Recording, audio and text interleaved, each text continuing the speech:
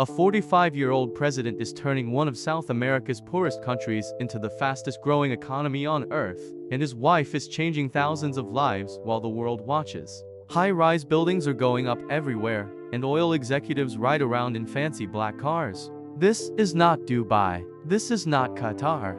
This is Guyana, a tiny country in South America with less than 1 million people. And the man leading this crazy transformation is someone who grew up in a simple village, went to local schools, and now sits in the president's office watching his country change overnight. His name is Mohammed Irfaan Ali, and his story is wild. Born on April 25, 1980, in a small village called Leonora on the west coast of Guyana, Irfaan came from a Muslim Indo-Guyanese family.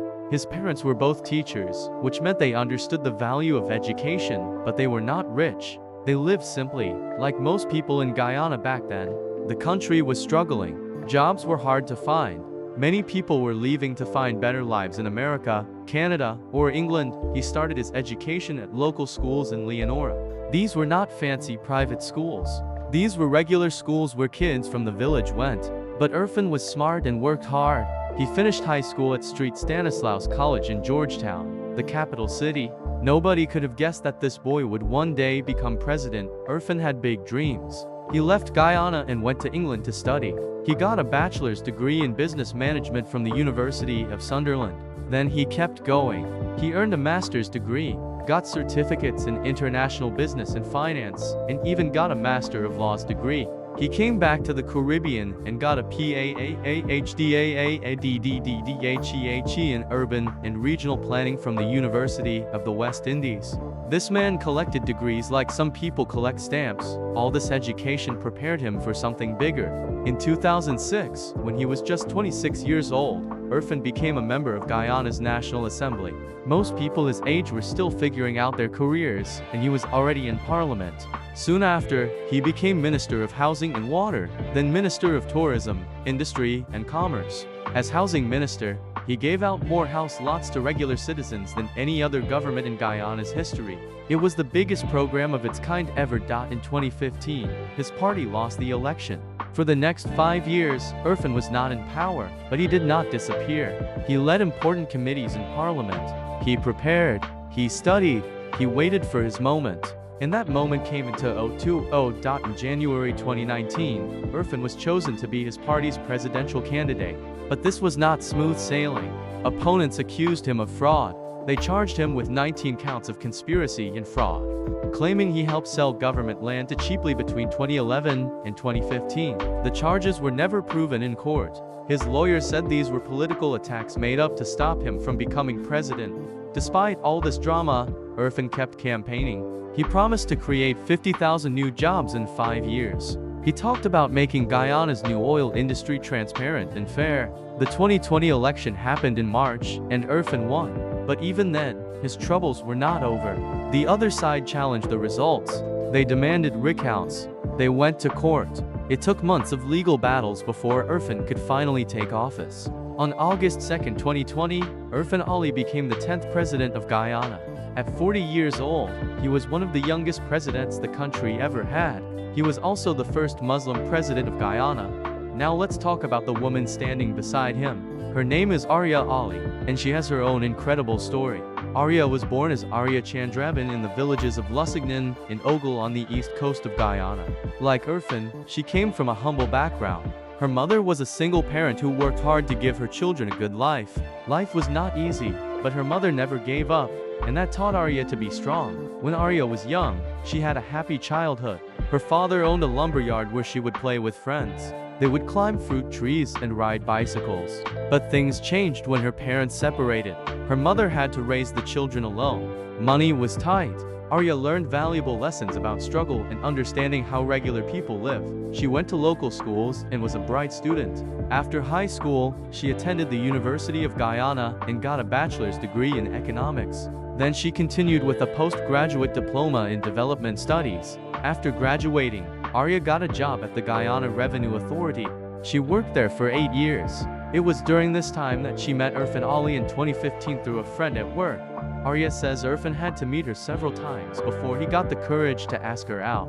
He was already a politician, already well known, but he was nervous around her. Eventually, he asked, and she said yes. In 2017, they got married.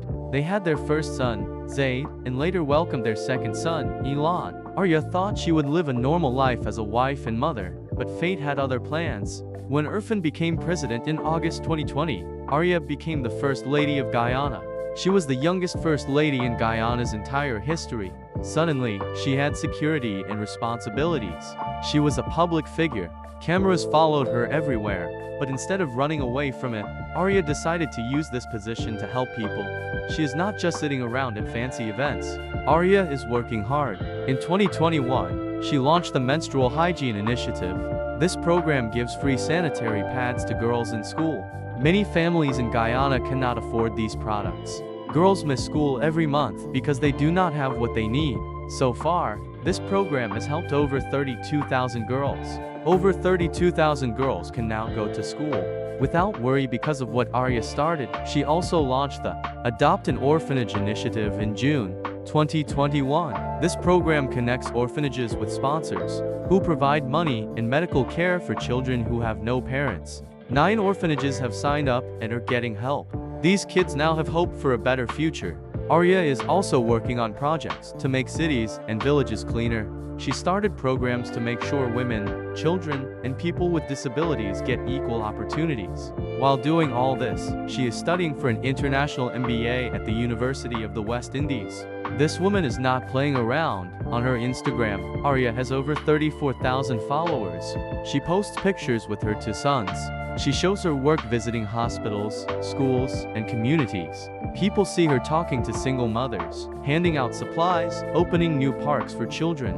She dresses beautifully, representing her Muslim faith with elegance. Guyanese people love her because she is real. She remembers where she came from.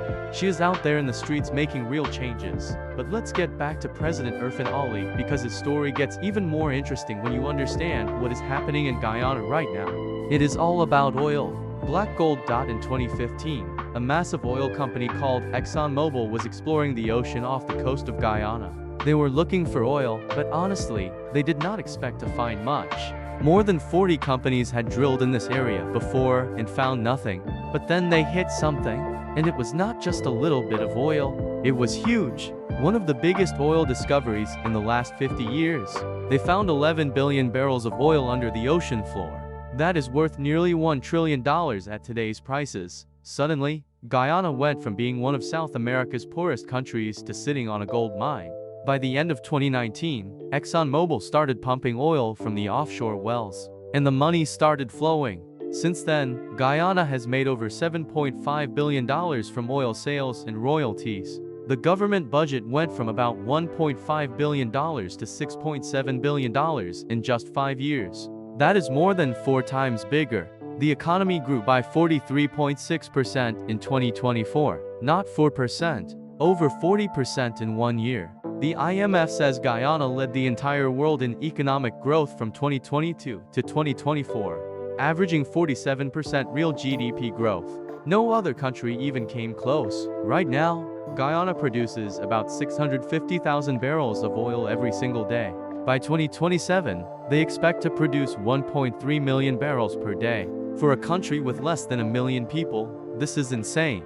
Guyana now has more oil per person than Saudi Arabia or Kuwait. This tiny country nobody talked about 5 years ago now has more oil wealth per citizen than some of the richest oil countries in the world. The government set up the Natural Resource Fund to hold all this oil money.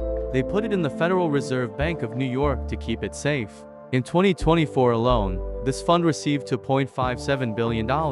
By the end of 2025, it is expected to have over $3.2 billion. And it is just going to keep growing. So where is all this money going?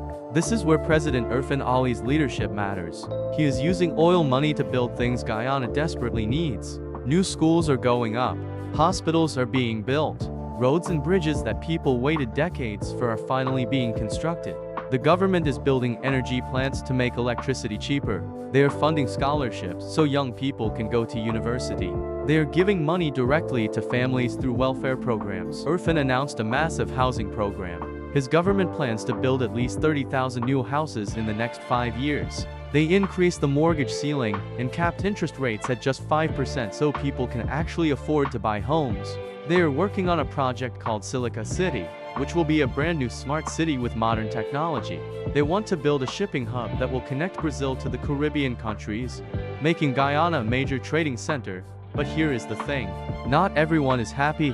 Even with all this growth, more than half of Guyana's people still live in poverty. The money is flowing, yes, but is it reaching everyone? Some people say no. They say prices are going up too fast. Rent is crazy expensive. Food costs more. Teachers went on strike in 2020 for demanding pay raises because their salaries were not keeping up with the cost of living. There are also corruption concerns. When this much money flows this fast into a small country, some of it disappears into the wrong pockets. Some people point to Irfaan's past, to those fraud charges that were never proven. His opponents bring up a house he built in 2012 when he was housing minister. The property was estimated to be worth about $1.5 million. It had 8 bedrooms, a huge living room, a separate kitchen, and an expensive pool house. Critics said, how does a government minister afford this? Irfaan explained he bought the land before he became minister, and he did nothing wrong. But the questions remain. Then there is Venezuela. Guyana's neighbor to the west has been claiming a huge chunk of Guyana's territory called Essequibo for over a century. This region makes up 2/3 of Guyana's land. And guess where most of the oil is? In the ocean right off Essequibo. Venezuela suddenly became very interested in this old dispute once they found out about the oil. Venezuelan President Nicolas Maduro made threats. He held a referendum in Venezuela asking people if they support taking Essequibo. He sent military forces near the border. This created real fear in Guyana. President Irfaan Ali had to deal with this. He worked with the United States to increase security. The U.S. Secretary of State visited Georgetown and signed a security agreement. The message was clear.